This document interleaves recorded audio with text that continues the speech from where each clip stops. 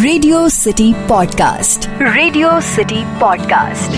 இப்போ ஒரு தெருவில் நீங்க நடந்து போயிட்டு இருக்கீங்கன்னு வச்சுக்கோங்க. அங்க ஒரு மிகப்பெரிய கல்லை நீங்க பாக்குறீங்க. 2-3 நாள் தொடர்ந்து போறீங்க, அந்த கல் அங்கேயே தான் கிடக்குது. 4வது நாள் அந்த வழியா நீங்க போகும் பொழுது அந்த கல்லை காணோம். அப்போ உங்க மனசுக்குள்ள என்ன தோணும்? யாரோ ஒருத்தவங்க அந்த கல்லை எடுத்துட்டு போயிருக்கணும், இல்ல யாராவது தள்ளி விட்டுட்டு போயிருந்திருக்கலாம் அப்படின்னு தானே யோசிப்பீங்க. ஆனா ஆள் நடமாட்டமே இல்லாத ஒரு இடத்துல இன்னைக்கு பார்த்த ஒரு கல்லை அடுத்த நாள் அந்த இடத்துல காணோம்னா உங்க மனசுல ஒரு சின்ன பயம் வரலாம், இல்ல குழப்பம் வரலாம். ஏன்னா உங்களுக்கு தெரியும், கல்லு அப்படிங்கிறது ஒரு இடத்துல போட்டா அது அப்படியே தான் கிடக்கும். இன்னைக்கு மர்மதேசம் பக்கங்கள்ல நாம கேட்க போறது நகரக்கூடிய கற்கள் பத்தி தான். ரேடியோ சிட்டியின் மர்மதேசம்.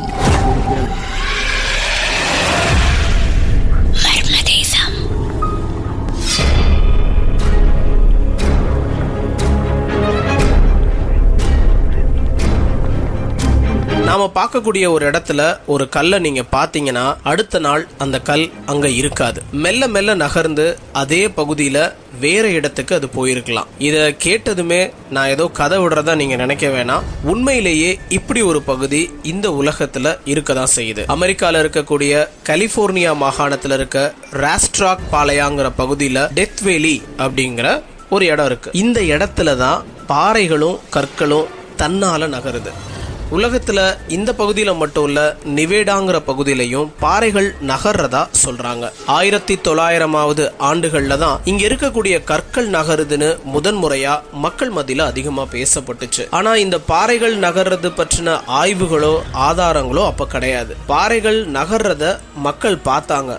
உடனே மக்கள் மத்தியில பெரும் பேச்சா இது பரவ ஆரம்பிச்சிச்சு. அந்த காலகட்டத்துல தொழில்நுட்பங்களும் தொலை தொடர்புகளும் அதிகமா இல்லாததால மக்கள் மத்தியில ரொம்ப ஸ்லோவா தான் இந்த விஷயம் போய் சேர்ந்துச்சு. இந்த தகவல் கிடைச்சதுமே மக்கள் எல்லாரும் அவங்கவுங்களுக்கு தோன்றின சில விஷயங்களை இதுக்கு காரணமா சொல்ல ஆரம்பிச்சுட்டாங்க. வழக்கம் போல ஒரு குரூப் சாமி அப்படின்னும் இன்னொரு குரூப் பேய் அப்படின்னும் பேசினாங்க. சில விஞ்ஞானிகள் இது போல இருக்கலாம், அது போல இருக்கலாம், இந்த காரணம் இருக்கலாம், அந்த காரணம் இருக்கலாம்னு பேச தொடங்கினாங்க. ஆனா இந்த கல் நகர்றத ஆதாரபூர்வமா நிரூபிக்கல. இந்த நிலைமையில தான் 1915வது ஆண்டு ஜான்ஸ் அப்படிங்கிறவர் மக்கள் மத்தியில இந்த பேச்சை கேட்டு எப்படியாவது இதை பத்தி ஒரு ரிசர்ச் பண்ணணும்னு குறிப்பிட்டு அந்த இடத்துக்கு போயிருக்கிறாரு. கற்களோட இடங்களை மார்க் பண்ணிட்டு போறாரு. மறுநாள் வந்து பாக்குறப்ப அந்த கற்கள் எல்லாமே மார்க் பண்ண இடத்துல இல்ல, வேற சில பகுதிகளுக்கு தானாவே நகர்ந்து போயிருக்கு.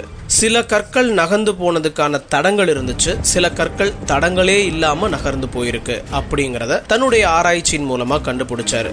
அதுக்கப்புறம் தான் இவர் எழுதின நிறைய விஷயங்கள், ஆவணப்படுத்தின நிறைய விஷயங்களை பொறுத்து இந்த டெத் வேலி அப்படிங்கிற இடத்துல கற்கள் அதிகமா நகருதுங்கிறது மக்கள் எல்லாருக்கும் தெரிய வந்துச்சு. இவர் நிறைய விஷயங்களை முன்னிறுத்தி சொன்னதுக்கு அப்புறம் தான் பல விஞ்ஞானிகளோட பார்வை இந்த நகரக்கூடிய கற்கள் மேலப்படுது. அவங்க எல்லாருமே இந்த நகரக்கூடிய கற்களை பற்றின ஆய்வுகளை செய்ய துவங்குறாங்க. கற்கள் எப்படி ஒரு இடத்துல இருந்து இன்னொரு இடத்துக்கு நகருது அப்படிங்கிற சரியான அறிவியல் காரணத்தை இன்னைக்கு வரைக்கும் கண்டுபிடிச்சு சொல்ல முடியல. இது வரைக்கும் அவங்க கண்டுபிடிச்சது நகரக்கூடிய கற்களுடைய கீழ்ப்பகுதி கூர்மையா இருந்ததுனால அது நகரும் பொழுது அந்த பாதைகள்ல தடம் ஏற்படுது. அப்படியே சில தூரம் நகர்ந்து போனதுக்கு அப்புறம் அந்த கூர்மையான பகுதி மழுங்கிருச்சுன்னு வச்சுக்கோங்களேன், அதுக்கு பின்னாடி ஒரு தடம் ஏற்படுறதில்ல. சில நேரங்கள்ல அந்த கற்கள் பிறண்டு விழுந்ததுக்கு அப்புறம் திருப்பி நகர ஆரம்பிக்கும் பொழுது இன்னொரு பகுதியில கூர்மையா இருக்கிறதுனால தடம் ஏற்படுதுன்னு சொல்றாங்க.